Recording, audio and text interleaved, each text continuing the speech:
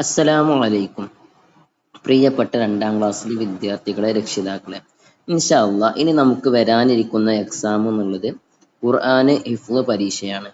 അതിൽ ഖുർആനിൽ ഏതൊക്കെ ഭാഗം ഓതി പഠിക്കണം, ഹിഫ്ളിൽ ഏതൊക്കെ ഭാഗങ്ങൾ കാണാതെ പഠിക്കണം, എത്ര സൂറത്ത് കാണാതെ പഠിക്കാനുണ്ട്, പരീക്ഷയ്ക്ക് എങ്ങനെയൊക്കെയാണ് ചോദിക്കുക, മാർക്ക് ഏതൊക്കെ അടിസ്ഥാനത്തിലാണ്, ആദ്യമായിട്ട് നമ്മൾ ഖുർആൻ പരീക്ഷയെ കുറിച്ച് പറയാൻ പോവുകയാണ്. അപ്പൊ ശ്രദ്ധിച്ച് ഖുർആൻ പരീക്ഷയ്ക്ക് നമ്മൾ നമ്മുടെ സൂറത്തുൽ അമ്മ ഉണ്ടല്ലേ, സൂറത്തു നബ, അമ്മയത്തെ സാലു എന്നുള്ള സൂറത്ത്, അത് മുതൽ നാസ് വരെ, അതിൽ നിന്ന് ഏത് ഭാഗത്തു നിന്നും എന്താവാം, ഓതിപ്പിക്കാം. അത് ഏതെങ്കിലും ഒരു 3 ആയത്തോ 4 ആയത്തോ എന്താവുള്ളൂ, ഓതിപ്പിക്കുള്ളൂ. അപ്പൊ നമ്മൾ മനസ്സിലാക്കേണ്ടത്, രക്ഷിതാക്കൾക്ക് ശ്രദ്ധിക്കേണ്ട കാര്യം എന്നുള്ളത്, നമുക്ക് ഒരുപാട് ദിവസം ഇനി എന്തുണ്ട്, എക്സാമിന്റെ മുമ്പുണ്ട്.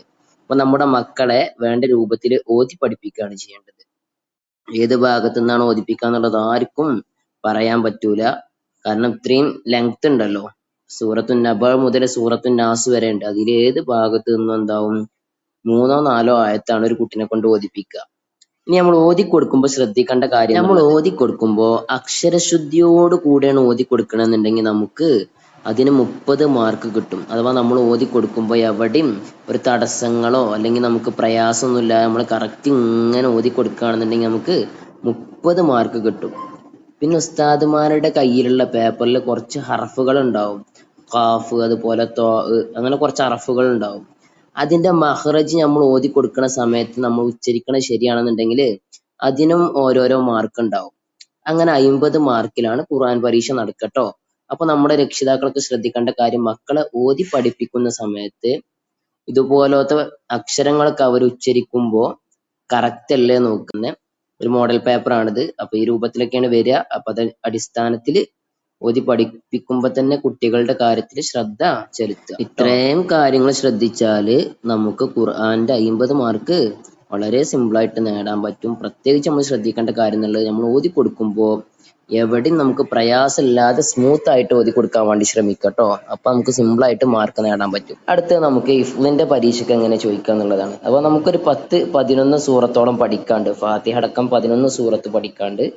അപ്പൊ അതിൽ നിന്ന് ഏതെങ്കിലും ഒരു സൂറത്ത് പൂർണ്ണമായി ഓതിപ്പിക്കുക, അല്ലെങ്കിൽ ഒരു സൂറത്തിന്റെ 2 ആയത്ത് ഓതിപ്പിക്കുകയൊക്കെ ചെയ്യുക. അപ്പൊ ഇവിടെ സൂറത്തുൽ കാഫിറൂനിലെ അവസാനത്തെ 2 ആയത്ത് ഓതിപ്പിച്ച് അതിന് 20 മാർക്ക്. അതുപോലെ സൂറത്തുൽ മസദ് അത് ഫുള്ള് ഓതി കൊടുത്താൽ, തബ്ബത് യദാ അബീ ലഹബ് എന്നുള്ള സൂറത്ത് ഫുള്ള് ഓതി കൊടുത്താൽ 30 മാർക്ക്. ആ രൂപത്തിൽ 50 മാർക്കും കിട്ടും. അപ്പൊ ഹിഫ്ളിൽ 50 മാർക്ക് വളരെ സിമ്പിൾ ആയിട്ട് സ്കോർ ചെയ്യാം. ഇനി ഹിഫ്ളിൽ ഏതൊക്കെ സൂറത്ത് പഠിക്കണം എന്നുള്ളതാണ്. ഫസ്റ്റ് പഠിക്കേണ്ട ഫാത്തിഹ, പിന്നെ സൂറത്തുൻ നാസ് അഥവാ ഇഖ്ലാസ് ഉണ്ടല്ലോ, ഖുൽ ഹുവല്ലാഹു അഹദ് എന്നുള്ളത്, ആ സൂറത്ത്, ഫലക്ക്, നാസ്, സൂറത്തുൽ ഫീല്, ഖുറൈശ്, മാഊന്, കൗസർ, കാഫിറൂന്, നസ്ർ, മസദ് അഥവാ അലംതറ മുതൽ സൂറത്തുൻ നാസ് വരെ ഇത്രയും സൂറത്തുകൾ കാണാതെ പഠിക്കും ചെയ്യുക. അതോടൊപ്പം ഫാത്തിഹ സൂറത്തും കാണാതെ പഠിക്കുക. അത് പൂർണ്ണമായിട്ടും പഠിച്ചാൽ ഹിഫ്ളിന്റെ 50 മാർക്ക് നമുക്ക് സ്കോർ ചെയ്യാനാവും. പ്രത്യേകിച്ച് ശ്രദ്ധിക്കേണ്ട കാര്യം, ഖുർആൻ ഹിഫ്ളിലാണ് വിദ്യാർത്ഥികൾക്ക് മാർക്ക് നഷ്ടപ്പെടാറുള്ളത്. എഴുത്ത് പരീക്ഷയിലൊക്കെ ചിലപ്പോൾ എല്ലാ വിഷയങ്ങളിലും ഫുൾ മാർക്ക് കിട്ടിയിട്ടുണ്ടാവും. അത് മനസ്സിലാക്കിയിട്ട് നമുക്ക് ഒരുപാട് ദിവസത്തെ ഒഴിവുണ്ട്, ആ ദിവസങ്ങളിൽ പൂർണ്ണമായിട്ടും ഇതിനു വേണ്ടി ചെലവഴിക്കുക. അള്ളാഹു അർഹമായ വിജയം നൽകട്ടെ. അസ്സലാമു അലൈക്കും.